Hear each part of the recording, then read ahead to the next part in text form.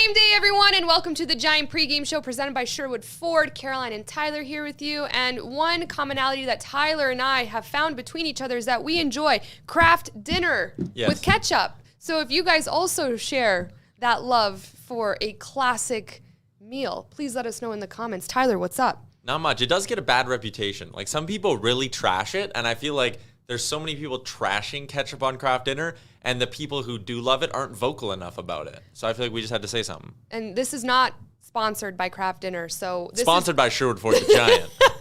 But this is our hot take. Okay, everyone, obviously the Oilers are 7-1 on the season. They beat the Seattle Kraken 5-2. 2 goals from Leon Draisaitl, 1 from Duncan Keith, 1 from Kyle Turris, and 1 from Kyler Yamamoto, which Jay Downton calls a little yam fry. First goal of the season, a big monkey off of his back. Hopefully, just quite like a Mitch Marner, that kind of opens the floodgates for him this season.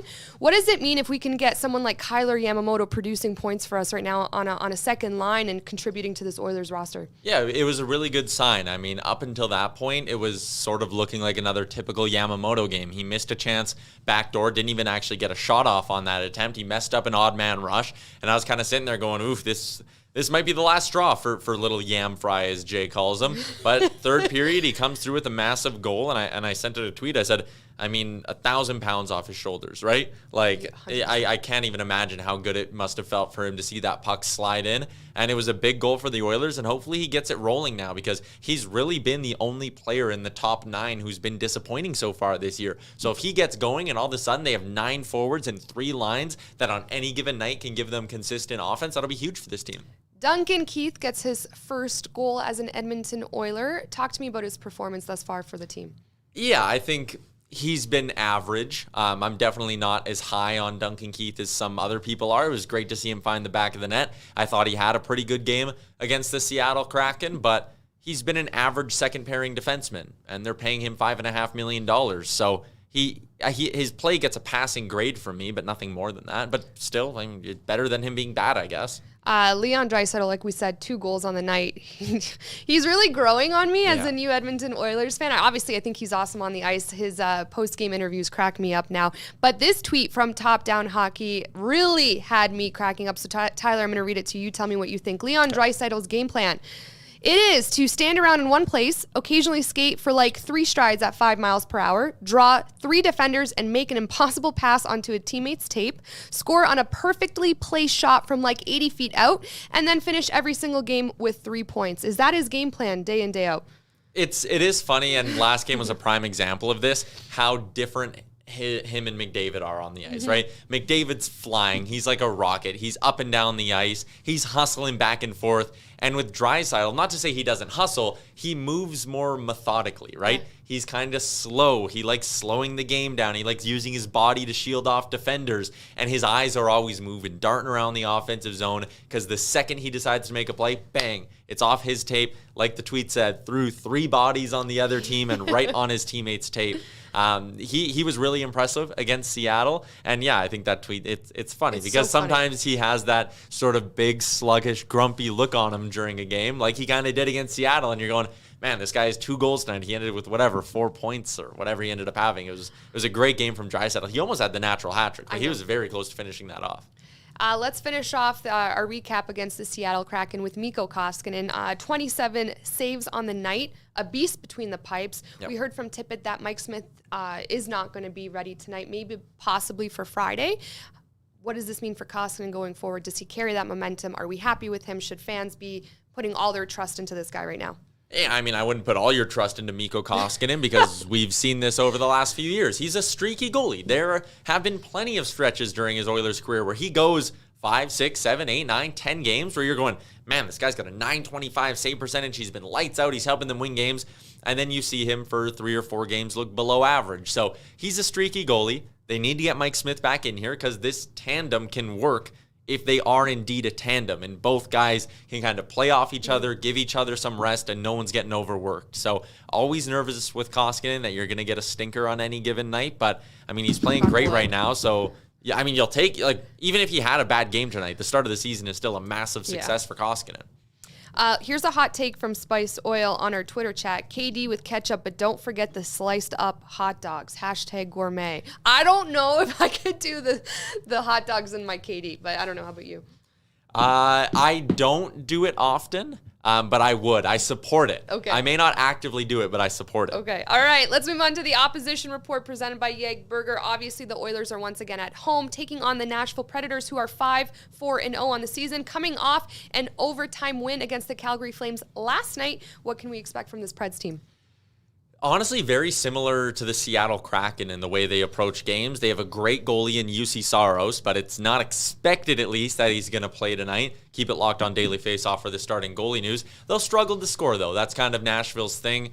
So far this year, they're 5-4, I believe. They've won 4 in a row now. They've only given up 4+ goals 2 or 3 times this year. They just struggle to score. When they're losing games, they're only scoring 1 or 2 goals. When they're winning games, they're only giving up 1 or 2 goals. So similar to what I said in the Oilers-Seattle matchup, it's 2 teams tonight whose styles really contrast each other. Edmonton is run and gun. They'll outscore their problems.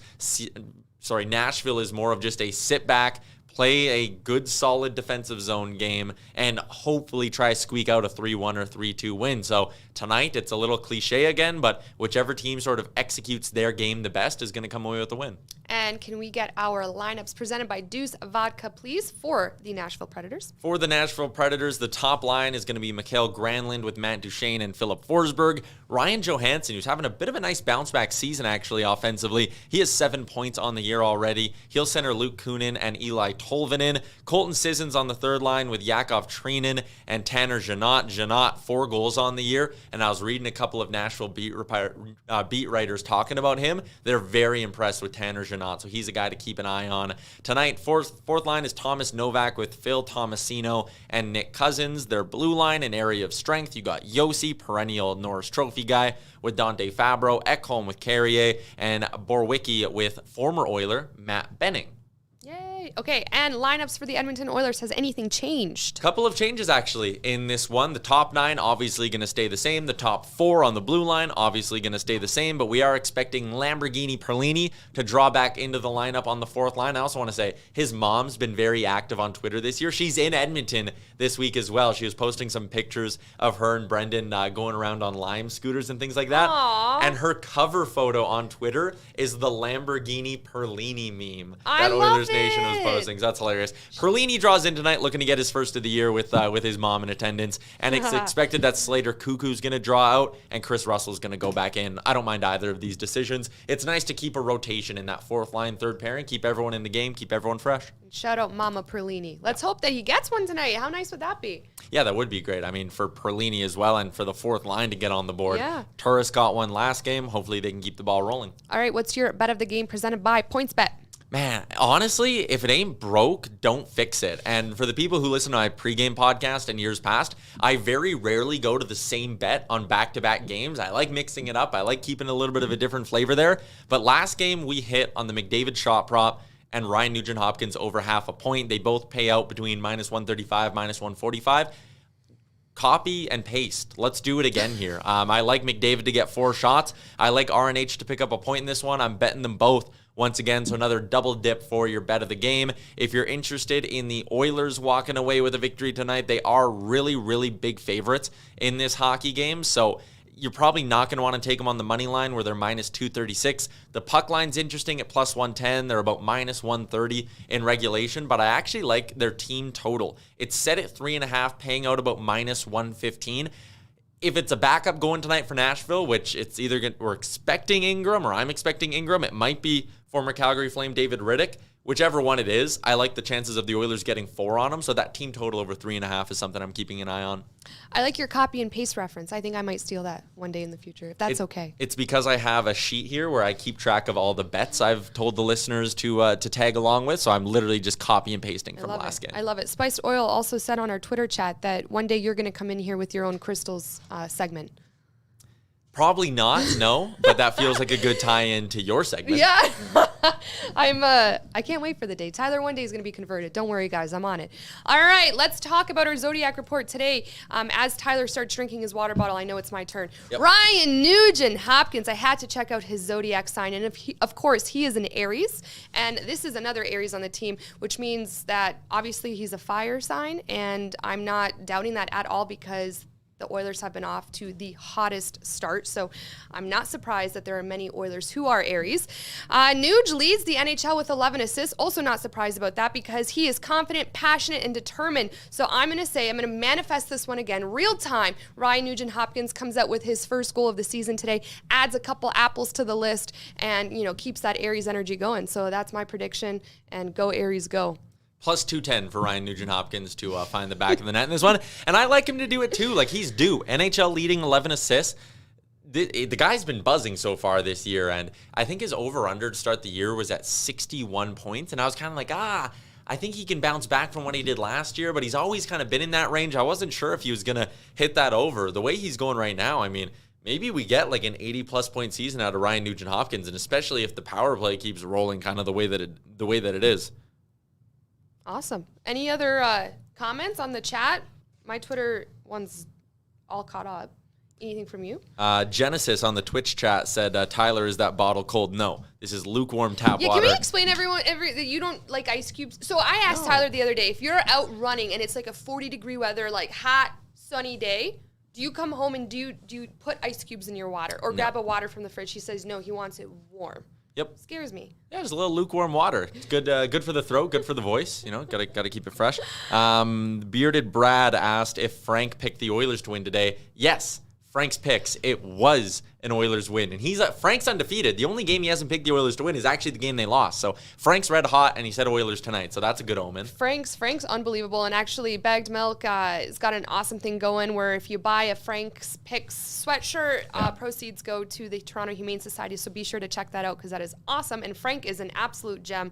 I'm starting to think he's the psychic on our team, and he did predict the Oilers. And Bearded Brad with his what are they called? Neon Nation Bombs, yeah. Neon Nation Bombs. Deuce Vodka. Shout out to Deuce Vodka as well. You can join Bearded Brad with your Neon Nation Bombs by picking up some Deuce Vodka today. When I watch Bearded Brad do that, I'm like, I don't know if I'd be able to handle that, so shout out to him. And I think that the glasses are such a cool little addition to that. All right, everyone, let us know what you think. We're always on Twitter during game time. Go Oilers, go. We'll be back next game day at 1 o'clock p.m., and we'll see you then.